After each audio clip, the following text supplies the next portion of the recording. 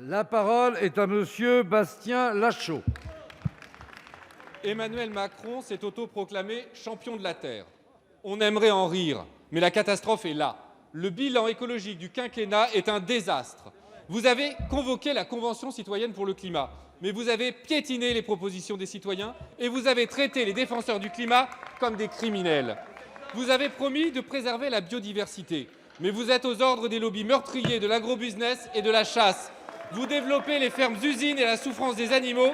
Vous déversez des milliards aux industries polluantes.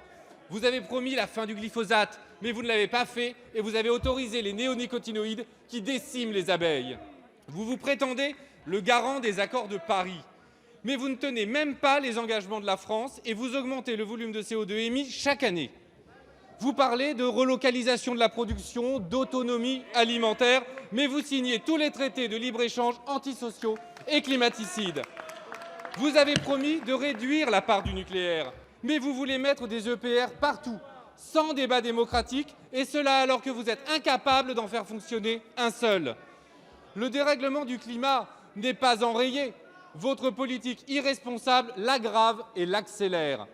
Et comme toujours, les pauvres sont les premières victimes de votre politique, les premiers exposés à la pollution, à la malbouffe, aux passoires thermiques, aux canicules, aux inondations et aux pandémies. Au lieu d'organiser la société pour faire face au changement climatique, vous détruisez les mécanismes de solidarité. Heureusement, ce quinquennat s'achève. La justice vous a condamné pour inaction climatique. Bientôt, le peuple vous jugera. Il faut planifier la transition écologique, organiser la relocalisation des activités, faire la bifurcation énergétique, mettre en œuvre une politique de grands travaux écologiques et sociaux sur les transports, l'eau, le logement, l'alimentation, l'écologie populaire. Voilà ce que nous ferons. Merci. S'il vous plaît, un peu de silence. La parole est à Madame Barbara Pompili, ministre de la Transition écologique.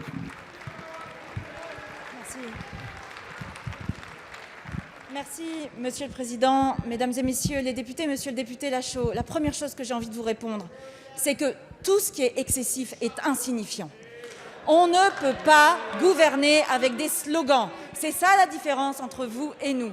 Moi, je peux vous répondre tout simplement sur la baisse des émissions de gaz à effet de serre. En plus, vous dites des choses fausses. Les émissions de gaz à effet de serre baissent en France et nous avons, depuis le début du quinquennat, multiplié par 2 la vitesse de baisse d'émissions de gaz à effet de serre.